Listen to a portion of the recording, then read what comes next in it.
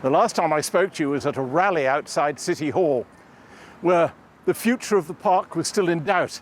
It might have been covered in housing, it might have been covered in hotels, amphitheatres, plazas and commercial development.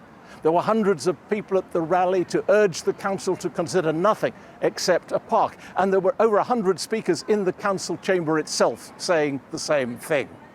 The vote didn't come till the early hours of the next morning. Went by a vote of 6-1.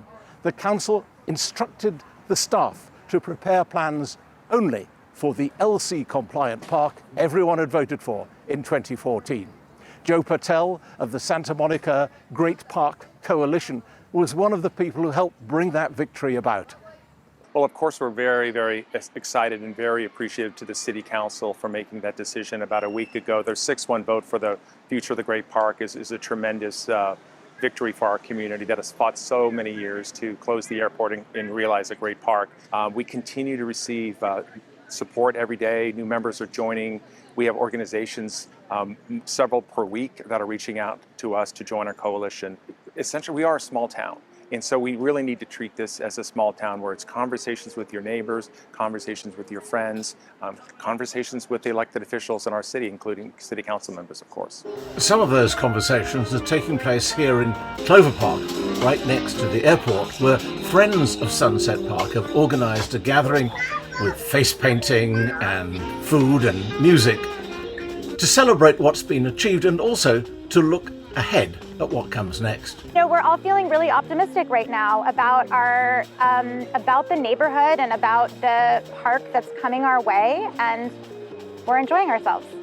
There are so many forces that are, you know, trying to do all kinds of different things, and so it's really, really important that everybody here, everybody who lives in this neighborhood, who cares about this neighborhood, come together at events like this and just in general to keep moving the ball forward for the Great Park.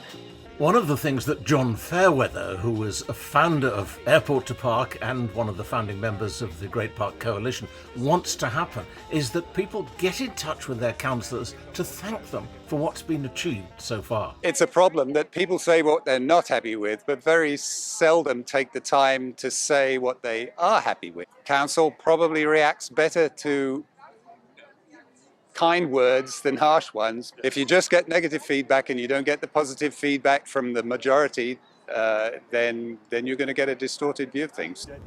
One of the reasons Joe Patel believes it's so important to keep that council majority firm is that he knows the aviation industry hasn't given up. What we're worried about is, for example, an aviation-sponsored ballot like they did in 2014. Obviously, there are aviation interests in our community who are very, very interested in retaining their command of this piece of public property. They've had sole use of it for many, many decades, and I don't think they're probably going to go without some sort of fight. What we would be afraid of is that they would come in with a lot of money and they would essentially try to scare and divide our community. But the victories so far have inspired a lot of people in Santa Monica and given people like Heather Thomason the confidence that if the good work is kept up, anything is possible.